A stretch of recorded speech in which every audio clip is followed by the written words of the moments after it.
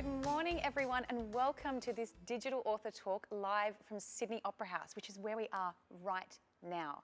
Now, Sydney Opera House sits on a piece of land called Jibbagali, which is land traditionally owned by the Gadigal people of the Eora Nation. And I would like to start by acknowledging the Gadigal people, as well as their elders past, present, and emerging.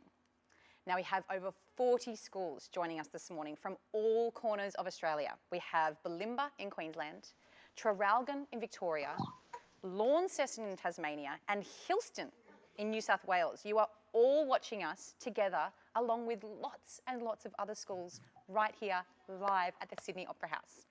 Now, I have a very special guest sitting here with me today, ready to answer all of your wonderful questions that you've sent in. This woman has written 2 excellent books. The first one is called Nevermore, which won the 2018 ABIA Award for Book of the Year. It won Book of the Year for Younger Readers and the 2018 Indie Book Awards for Book of the Year, amongst many other awards. That was just a few. And her second book is called Wundersmith, and it was released only this week. Can you guess who this person is? Yes, it's Jessica Townsend. Hi. Let's all put our hands together, or maybe shake your oilskin brolly if you've got one, and wave around. Put your hands together for Jessica. Yay! Welcome, Jessica. Thank you for joining us here this morning on this very, very special Digital Author Talk. Thank you for having me. We're very excited. Yes, we're very excited to have you. Now, we've got kids, as you heard, from all across Australia tuning in, even Queensland, where we know that you grew up. And they've all sent lots of questions for us to learn a little bit more about the wonderful books you've written and how they came to be. And may I say, everyone, that it is extra special that Jess is joining us on this day, Halloween. It's spooktacular, I would say myself. And it's a perfect topic for this morning's discussion. So we're all very excited. Let's get started. Is everyone ready to jump in? Shake your hands around if you're ready to jump in. Yay! Okay, we've got our first question this morning. We're going to learn a little bit more about digging deeper into what it means to be an author. So our first question comes from Santa Sabina College. What inspired you to become an author? And when did you first realise you wanted to be one? Well, I realised really early on. I was about 7, and I think it was when I first found out what an author was. I learned, my sister taught me to read when I was 4, and so I was pretty book obsessed from an early age. And I think it was around age 6 or 7, I had a teacher who came to school one day and said, all right, we're learning storytelling, we're learning how to write stories, and every story has a beginning and a middle and an end. So I want you to write a 3-sentence story, a beginning sentence, a middle sentence, and an end sentence. And I got so excited, and I'm so bad at following instructions, that my 3-sentence story went for about 1,000,000 years. And she, instead of getting a bit cranky, she sent my story, called The 3 Koalas, it was very Australian. She sent it off to our local librarian, who published it in her newsletter, and I felt like a proper famous. And that was kind of, I think when I made the connection that the books that I loved, they didn't just appear there by magic, they actually, you know, real people wrote them, and they got to do that for a living, and it had this name, author, and I said to my mum, I was like, that's what I'm going to do. That's excellent. Thanks, Jess. Okay, is being an author everything you thought it would be? And what are the best and worst parts about being an author? Ooh, I mean, it's everything that I thought it would be, and much, much, much more. There are elements of this that I just was not anticipating in a really good way. It's the best thing ever. It's the best job in the world. The best part, I mean, there are 2 best parts. One is that I get to work in my pajamas. And the other one, the other part is that my job is just like playing in a sandpit. It's just daydreaming and thinking up fun things and writing them down, and I really love that element. The worst bit, I get this question a lot, and I really struggle to answer it because I genuinely don't think there are any bad bits. I have not met a downside yet. I keep waiting, but no, it's all pretty good. Oh, awesome. That's good advice if anyone wants to become an author. You get to follow me down this path. Awesome. Okay, how long does it take you to write a book? Ooh, okay, that's a tricky one because I have written 2 books, and the first one took me a slightly ridiculous amount of time. It took me 10 years. Now, I will say that I was also, when I say that, I usually get gasps of horror around the room. But I was, I wasn't writing full-time. I was working full-time. I was also planning a series. I was planning the entire series and kind of plotting out future books in that time as well. And, I didn't have a deadline and I didn't have an audience, so I could procrastinate, which I'm really good at.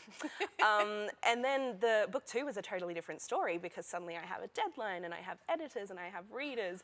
So there's this expression where people say you have your whole life to write your first book and then 6 months to write your second one. And I took a little longer than 6 months. It took probably about a year to write Wundersmith, but yeah. Cool. So if we average that out, somewhere around the 5 year, between 10 and 1 year. Perfect. Great. And this might be a tricky question. Do you have an all-time favourite book? It is really hard because I feel such a tug of loyalty to all of my favourite books. I think if I had to pick one absolute all-time favourite, it would be Little Women by Louisa May Alcott. I started reading that when I was 8 and I've read it so many times since then. I love stories about sisters and that I think Little Women is like the ultimate sister story. And I love Jo March. She's one of my favourite heroines. Oh, and that's wonderful given that your sister was the one that taught you to read and exactly. then sister books are important to you. Let's talk a little bit about the inspiration and process of what it is to be an author. So this question comes from Coonawarra Public School. They want to know, do you have a really extensive vocabulary or do you use a thesaurus to help you come up with such interesting words? That's such a good question. I don't know. It's really hard to judge one's own vocabulary.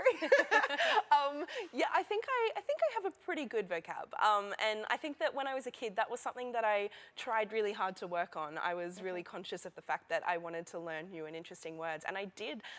I'm such a nerd. I did have a big thesaurus, and sometimes I would just flick through it. Oh, that's really embarrassing to admit. But yeah, actually a really good tool if you're writing a story and you have, a word that may not exactly fit perfectly, or you don't think it's quite the right word, quite good enough for this particular story or sentence. If you're writing in Microsoft Word, right-click synonyms or right-click thesaurus, I can't remember which it is, and it will come up with a whole list of alternatives. And it's not perfect by any means, it's not always like a direct translation that, oh, this word means this word, but it's quite good if you want to just slightly adjust the word and have a slightly different meaning. And I mean, I'm all for that. I think that's a really useful tool to have. Mm-hmm. Great. Okay, our next question comes from St. Philomena's School. Thank you for sending this in. This is a great question. Do you ever chat to other authors? And if you do, what do you talk about? Well, yeah, I do actually. I mean, I never used to know any authors, but now I am one, and suddenly they're coming out of the woodworks. Yeah, I've been chatting to some recently, actually. It's the things that we talk about. We do talk a lot about, author life and the kind of weirdness and how surreal it is to, we have this weird, kind of, here's a word. Dichotomy. We have this weird dichotomy in our lives, which is like a sort of, a dual-sided life for an author, where on the one hand, you're spending a lot of time sort of hunched over a laptop in the dark, writing a book all on your own. And then on the other hand, you're kind of doing these things and going out and visiting readers and meeting people. And it's so strange to have these really different aspects of your life. So that's something I've been talking to some of my author pals with recently. Cool. Yeah. And when you meet up with them, are you in your jammies or do you wear your other clothes? Do you know what's really funny is that just recently I did an event for the Australian Reading Hour, and I was with Lynette Noni, and it was a pajama party. Best of both worlds. Awesome. Great. Okay, this is a question about you and your growing up, where you grew up. So we know that you grew up on the Sunshine Coast in beautiful Queensland. How did growing up there shape your writing and stories? There's lots of mountains there, beaches, lots of wildlife, and as I would imagine, lots to stimulate your imagination. I mean, definitely. I spent a lot of time outdoors as a kid. I was a nipper. I was a junior surf lifesaver for a period. You wouldn't believe it now. Look how pasty I am. I used to spend time in the sun. But yeah, it's a beautiful place, the Sunshine Coast, and it's a really lovely lifestyle. And you know, you have mountains and beach, and just I feel like though, in terms of kind of stimulating my imagination. It was a lovely place to grow up, but it was also, as a kid, some parts of it were a bit boring because I wasn't in Sydney, I wasn't in the middle of a city somewhere with lots to do. And I feel like that's one of the most important parts of writing and building your imagination, is having that time when you're bored and you have to kind of go into your own mind and entertain yourself. And it kind of wasn't until sort of I was in my 20s and I moved to London where suddenly my surroundings were a direct inspiration for the things that I was writing. Cool. That's very, very cool. Yeah. How do you know what will make a good story? Ugh. I mean, I wish I knew the answer to that question. Look, for me, it's just a really personal thing because the two books that I've written, they were just the story that I wanted to read most.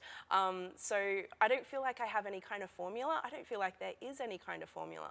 I think that if you are a reader and you are writing something that you yourself would love to read, then that is something that makes a good story. But then you could kind of go into the mechanics of it all. So, you know, you've got the ingredients, I guess, for a good story. So you've got an interesting plot, you've got conflict between characters. Characters themselves, I think, are really important to making a story because, you know, those are kind of as a reader, they're your anchor as you're following through whatever the plot is doing. You want to stay with this character and you want to, even if they're not necessarily, they don't have to be likable or lovable, but they need to be kind of compelling and they need to be someone that you want to spend some time with. Yeah. Like a good friend, you want to hang out with them. Right, yeah. Dive into that book. Yeah, that makes a lot of sense. And do you have a notebook and write things down as you see them in everyday life? When you see an idea, if you've had a dream, how do you grab things and make sure they stay in your brain? So most often when I do that and I think of something, or I've even had like dreams and I'm sort of half awake and I just think of something and I wake myself up and I grab my phone, which is always beside my bed, which is a terrible idea.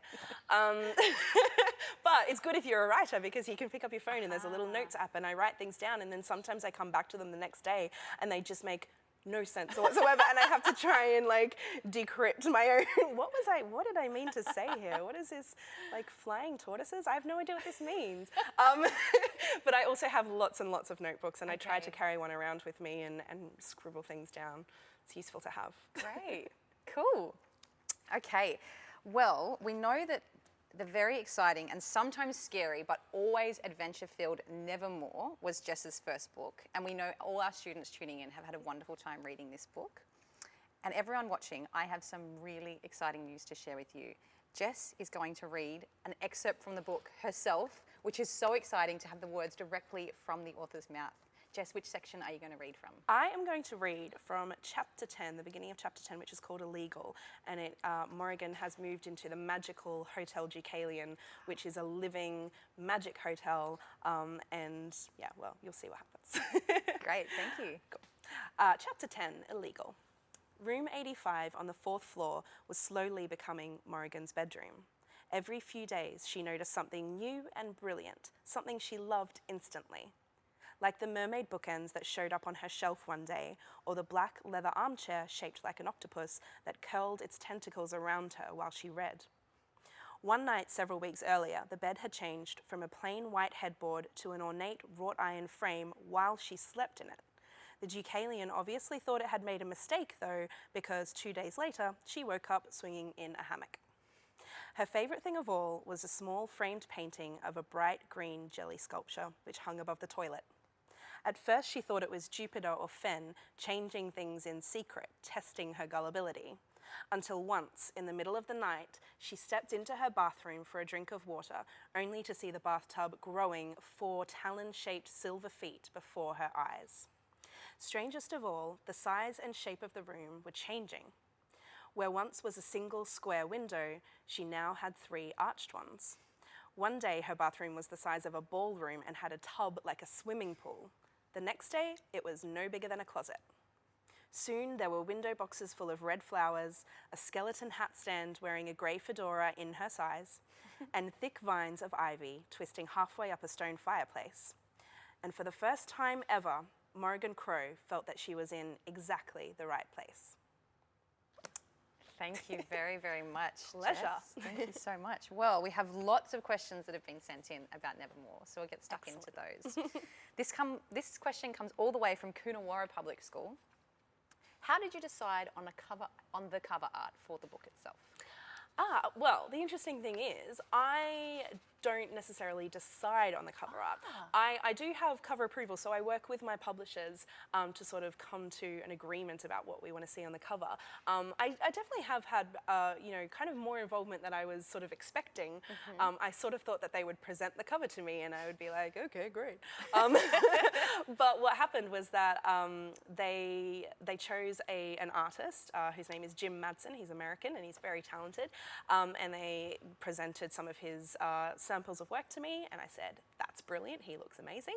And then my publishers asked me what kind of scenes I thought would make a good cover, and I suggested a couple of alternatives.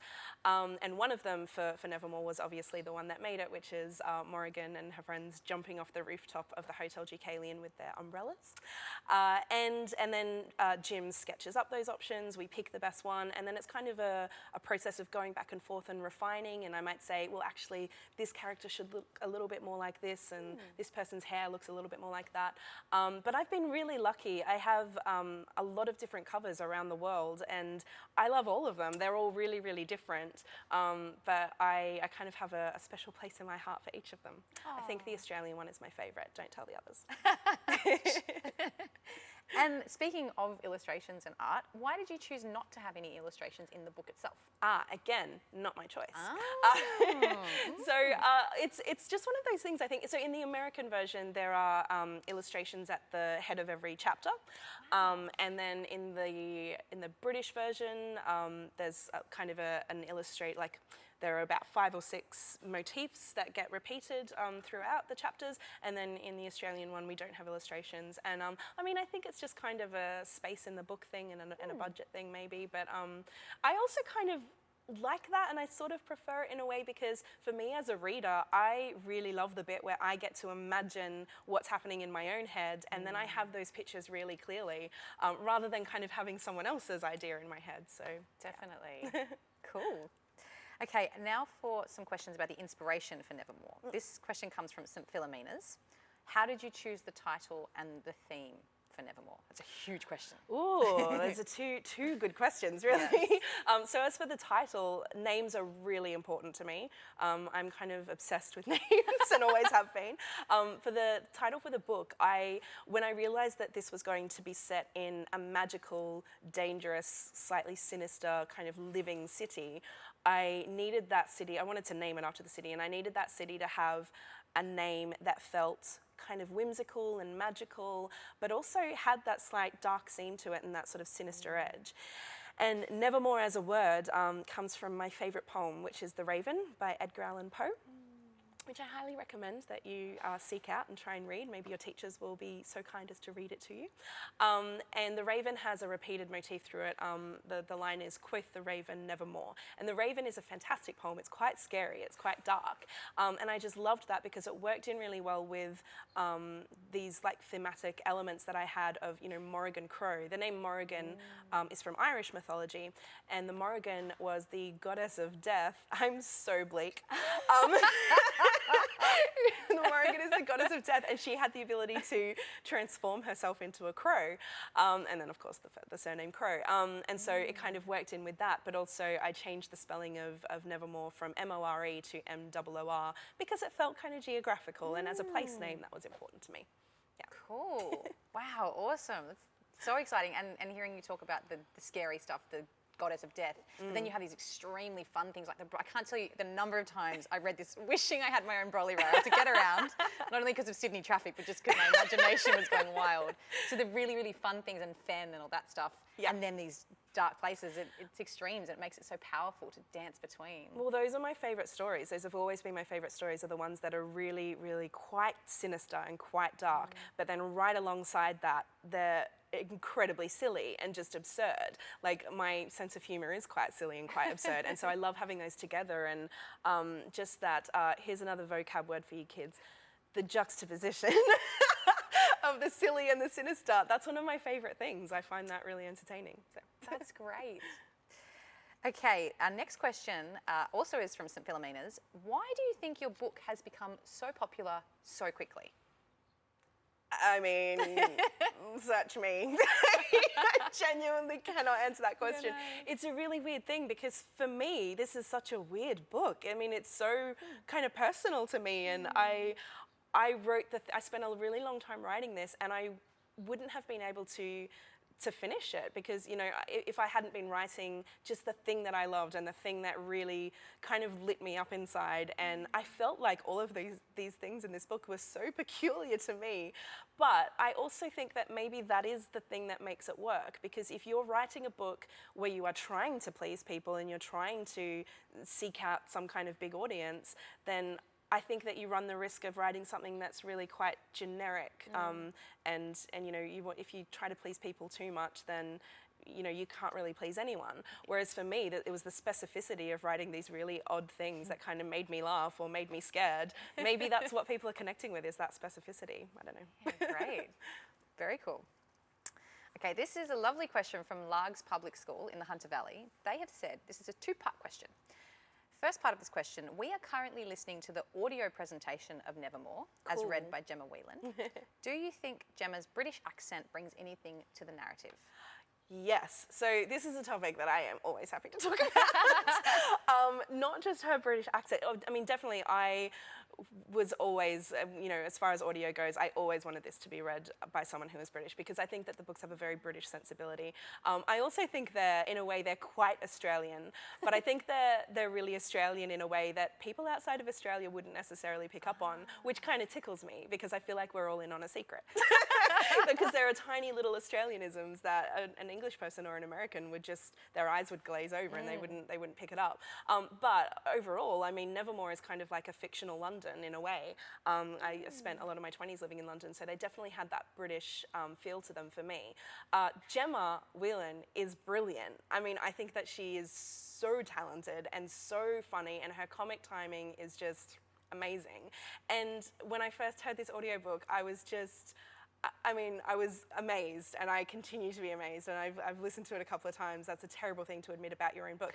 But I just love it so much because she does all of these amazing voices and a different voice for every character, and I love audiobooks, and it's, I mean, the fact that I wrote it aside, purely because of her performance, it's like my favorite audiobook. Oh, wonderful.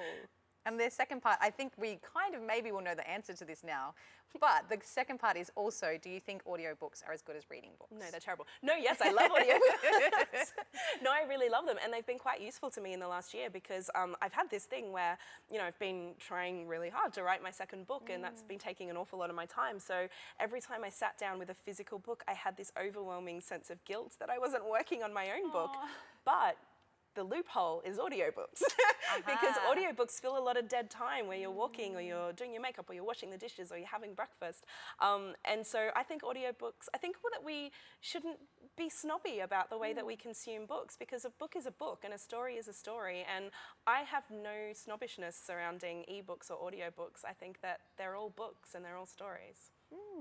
That's great. And it's so lovely to hear you say that you love Gemma's work so much, and it sounds like giving ownership, as it were. Gemma's able to take your book and give her own take on it. And then you spoke about all these different illustrators and all around the world. Some do have and some don't have. It sounds like as a writer, there's a certain sense of freedom or giving that you just have to go, okay, this is out and you can all interpret it as you wish. Or... Absolutely. And for me, when I'm writing, I'm so private, and this feels so personal to me, and I'm such a control freak about the writing of the book itself, that actually when it is its own thing, it goes out into the world, and it doesn't just belong to me anymore, it belongs to readers, and it also belongs to anyone who wants to interpret it artistically the way that they want to. So I love that. I think there is like kind of a freedom in that, and it's it's one of my favorite things about it. Even if we do have our own little Australian club that we understand certain things about, our own little secret for Unit 919 Australian version. Great. Okay, now we have received lots of questions about characters, so we'll get stuck into those. This one comes from Lindisfarne Anglican Grammar School. Where did you get your inspiration to create all the different characters in your books? Well, I mean, it's less inspiration and more some kind of madness where I just can't stop creating new characters. And every time I create a new one, I think, is this the straw that breaks the camel's back? And my editor's going to be like, can you tone it down? Can you stop introducing so many people? I don't know. There's just a lot of people living up here. I don't know, I kind of love it. It's fun to like think up a whole new person and hear their voice in my head, and sometimes it's surprising that there are new characters. There's quite a few new characters in Wundersmith, and some of them genuinely surprised me because I wasn't planning them, and I'm a real planner. I'm a plotter, and I know so many of the characters that will be introduced throughout the entire series. But then even just sitting down to write Wundersmith one chapter, there was this character that popped up, and I was like, oh, okay, hi, how you going? And that freedom comes in. All right. It's amazing. Yeah, it's great fun. Cool. Okay, well, we have a question from St. Paul's Anglican Grammar School. We have noticed that the characters' names are very descriptive of the characters themselves. Could you please tell us the process and resources you use to come up with the character names? Definitely. Well, going back to what we were talking about before about the name of the book itself, I am name obsessed, and I've been like that since I was a kid. I used to write lists and lists of names. And I either had to have 40 children or write books. And so I chose the easy one. And I found them everywhere. So there was one year for my birthday, I'm such a nerd, I asked for a baby naming book as a kid for my birthday because they're great. They have all of these thousands of names and all of the meanings, which I really dig. And also there are lots of baby naming websites that have the meanings attached to them as well. I used a site called behindthename.com. Which was really useful. And also, there's another thing that I do if you're ever looking for names, hot tip. At the end of a movie, if you hang around and watch all the credits and then just pick out the names from the credits that look good, and any that you remember at the end of the credits, those are quite good, memorable names. As far as the meanings go, yeah, that's really important to me. It's not always the most important to me. I'm not always trying to necessarily like foreshadow anything with the naming, sorry, the meaning of a name, but they're important to me kind of, thematically. Morrigan Crow, she's cursed. She knows when she's going to die. Obviously, crows can be sort of an omen of death in some cultures, and that's why you have the goddess of death, Morrigan. Jupiter North is one of my favorites. I named him Jupiter because Jupiter in Roman mythology is the father of the gods, and he kind of fills this role as Morrigan's father figure or big brother figure. And then his surname North, on the one hand, I wanted something that felt kind of geographical because he's an explorer and he's an adventurer. But then on the flip side as well, he is kind of almost the moral center or the moral heart of this book. And I kind of think of him as, this moral compass. So he's sort of Jupiter's true north. Morrigan's true north. And some names I just choose because they look good on the page. All a variety of reasons. Right. Excellent. So there are some characters who have a bit of trouble making friends. Morrigan, for example, before she goes to Nevermore and meets Jupiter and Hawthorne. And also Cadence, who is always forgotten, and it seems she's really desperate, like Morrigan, to find a place to fit in. So why is making friends, fitting in, and finding a place to belong such an important feature of this story? I think that's a really universal thing. I don't know many kids, and I don't know many adults for that matter, who haven't sort of experienced that at some point in their lives. It's also around this particular age, like at age 10, 11, 12, that's a really important time for the development of identity, and it's the time where you're starting to sort of look outside of yourself and look outside of your immediate surroundings of your kind of family, and you start to place real importance on friendships and on the other people in your life. And so if you're having that kind of difficulty of not necessarily fitting in and not necessarily finding your group and your group of people, that can be a really tough thing to deal with. So I think that it's important at any age, but especially around that age, it's an important thing.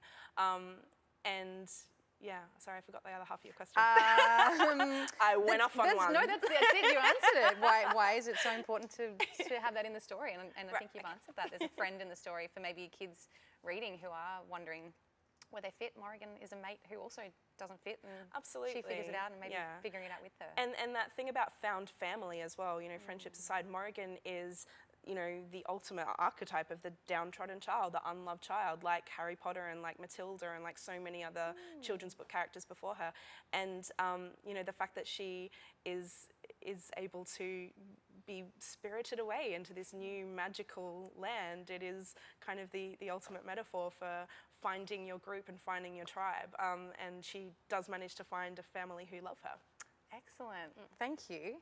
Okay, so we're about to move on to our next section. I have a very quick last question for that section, which is this one comes from St. Philomena's again. How does a book get published? Oh man, Maybe that's so a big question. Maybe it's not a 30-second answer. Again, search me. I just do the easy bit. Right, okay. I write the words on the page. In my experience, for very, very briefly and very badly done, I'm sure, I wrote my book, I finished it. That's the important bit, you have to finish it. Okay. I sent it out to literary agents, and for those of you who don't know, a literary agent is someone who works in the book industry but not for publishers. And so if they read your book and they really love it, they will say, yes, I will represent you. They take a percentage of your income, which is actually quite important. And then they will take your book and they will shop it around to publishers and try to get you a book deal. So that's what happened with me. And then the publishers, you will work, once you have a book deal and you have a publisher, you will work with editors who will help you refine and polish and rewrite and redraft, which is another really important part of the writing process, is rewriting. And then they do a bunch of magic things that I don't understand, where they print out book covers and then pages and put them together like, whoo! And then they sell them to bookstores and they promote them in the wide world. And you can tell I have no idea what I'm talking about in this part of the process. I just do the easy bit. The writing, the pajamas, the turning up at Sydney Opera House to talk to all of you on a Wednesday morning. The fun stuff. Okay, so I did mention this at the start. We know that Jess has written a very exciting sequel to Nevermore. It was released this week. It's called Wundersmith, and I know none of you will have had the opportunity to read it yet. So it is very exciting. Jess is going to read an excerpt from Wundersmith right now, just for us. Thank you, Jess. All right. So this is from chapter 2, which is called Sisters and Brothers. Small spoiler warning for those of you who haven't read Nevermore. This is Morrigan is beginning her new life at the Wondrous Society. Sisters and Brothers. Shoulder to shoulder, beneath a starry, cloudless sky, the 9 newest members of the Wondrous Society stood outside its gates, sleep-rumpled and cold. Morrigan might have felt alarmed at having awoken in the middle of the night in the chilly streets of Nevermore wearing only her pyjamas, but 2 things kept her worry in check.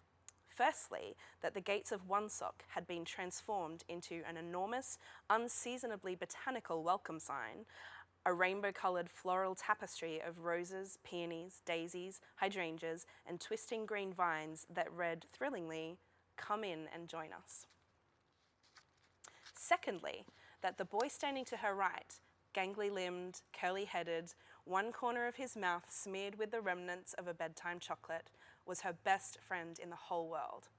Hawthorne Swift rubbed his eyes and grinned at her blearily.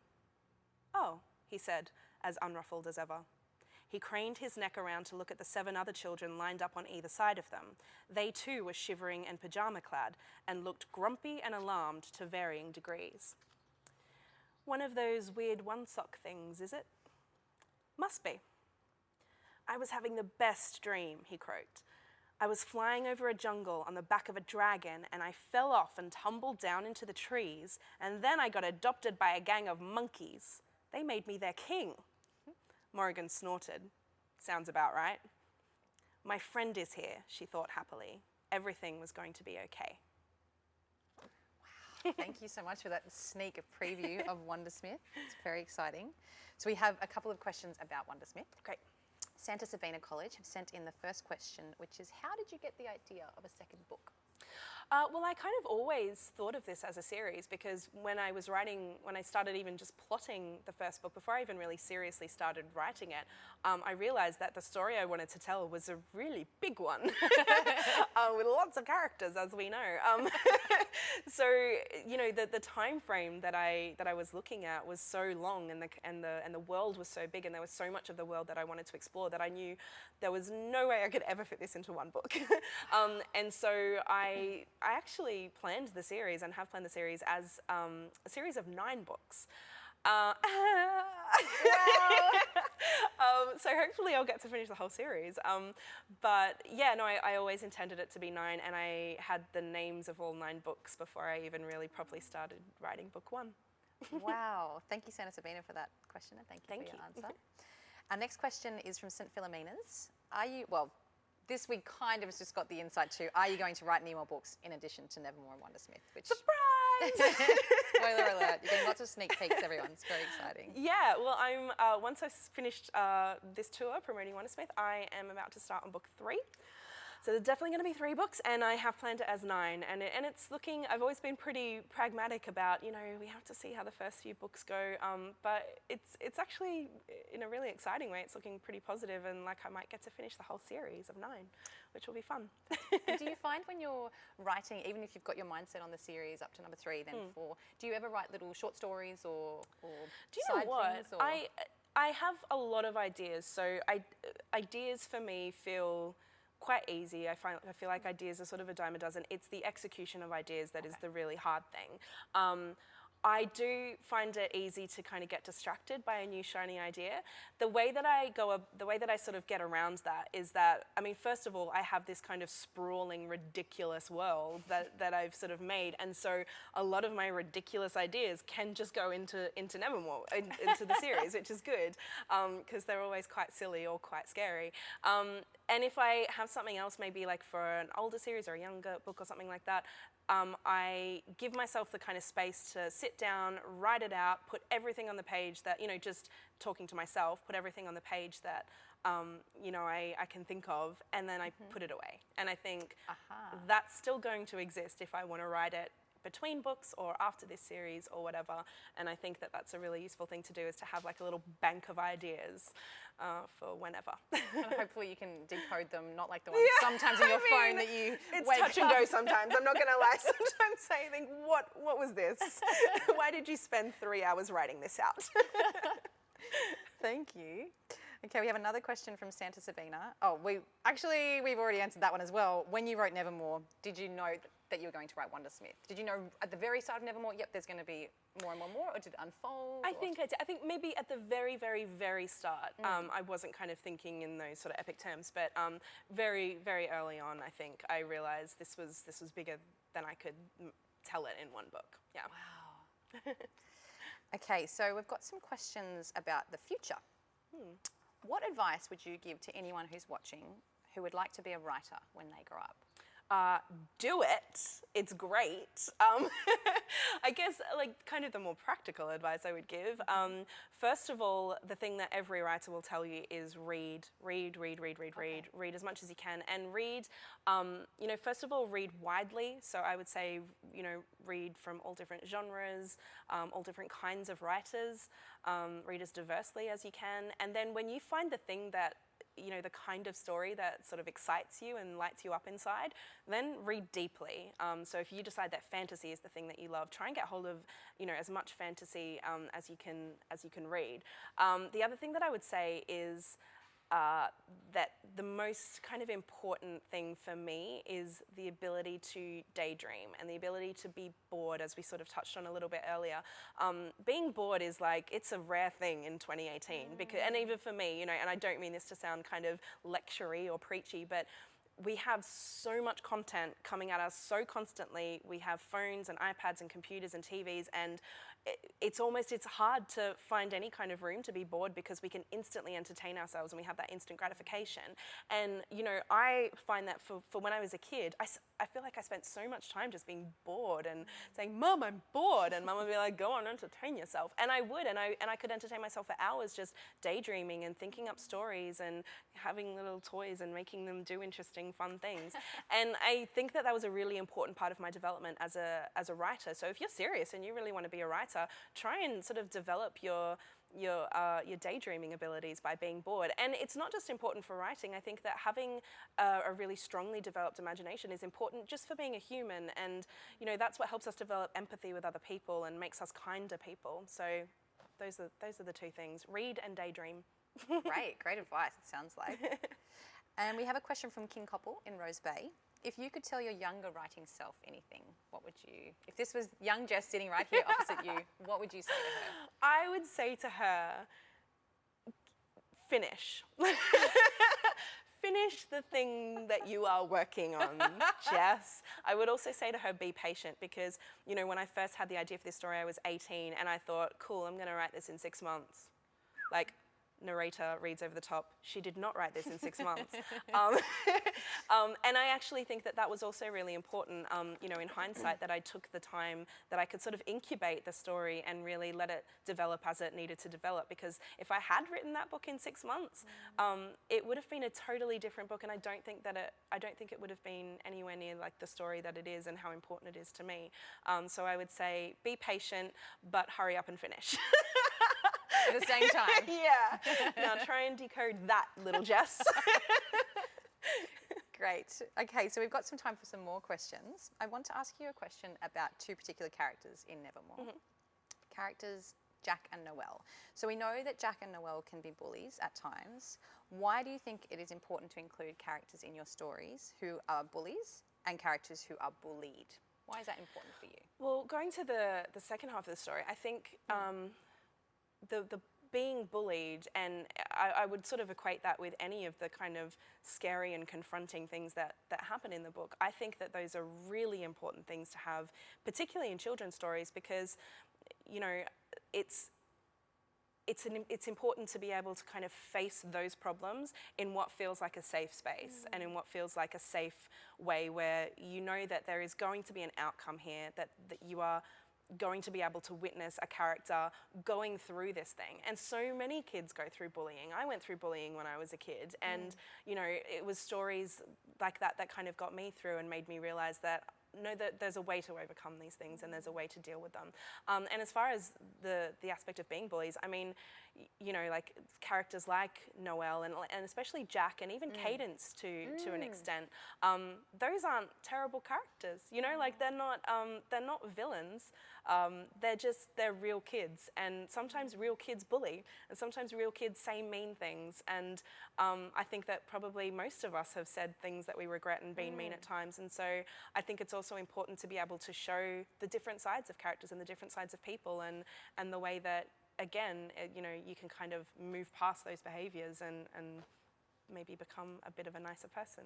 Yeah, that makes a lot of sense. And like you said before, hanging out with kids in the book who are going through what you're going through is a nice little safe space. You can just open it up and close it and open it up. Yeah, and also like from bullying to the much, you know, more sinister and the much scarier and more frightening things. You know, these are quite frightening books. They are silly, but there's a lot of scary stuff in there. I mean, I kind of lay my cards on the table from the first page. Morrigan knows when she's going to die, and that's a really grim thing. But I think it's so important that kids can be scared and see characters coming through these things on the other side. Yes, definitely. They know there's a last page to the book. They know there's a resolution. They know there's an outcome. And then they get the next book, which is very exciting. It never ends. Okay, we have time for one more question before we finish. A very quick little question. If you had a knack, what would your knack be? Oh, this question is always so hard. Daydreaming, pajama writing. I think that it would be knowing all of the lyrics to Gangsta's Paradise. Like, I feel like I've been waiting for an opportunity from my youth to be able to use this in a real world context. And one day, it's going to be my moment, and I'm going to save the world with this. That's pretty much all I can do apart from write. Which is both very exceptional things. Thank you. Maybe sometime at the Opera House we'll have you on the stage I would singing. appreciate that. I also know the rap from TLC's Waterfalls, so I'm just saying I'm available for hire. Well, thank you so much, Jess, for joining us today. Thank you to all the schools who've joined us today. We've all definitely had a brilliant time, lots of laughs, and we got to know a great deal about Jess's two books, Nevermore and Wundersmith. We got to learn about her processes as a writer and how we can all be amazing writers in our own way. I want you to all keep your eyes open for Wundersmith, and don't forget to boast to everyone that you got a private reading from the author, sneak peek, just you, on Halloween nonetheless, right from Jess herself. Teachers, the resources for Wundersmith have been uploaded to our Sydney Opera House website for you to download, so hop online and get going. And a huge thank you to Jess, definitely. We'll give her a shake of the oilskin brollies. And a thank you to Hachette Publishers, a thank you to New South Wales Premier's Reading Challenge, and let's give another thanks to Jess. It was so much fun. Thank It's you. been such a pleasure having you here to talk to us. Thanks for having me. And why don't you all join us for another tour or workshop or talk? You can head to the Sydney Opera House website for more digital education opportunities. And don't forget, teachers, to sign up for our Teachers and Educators Facebook group. See you later. Goodbye from Sydney Opera House. Thank you.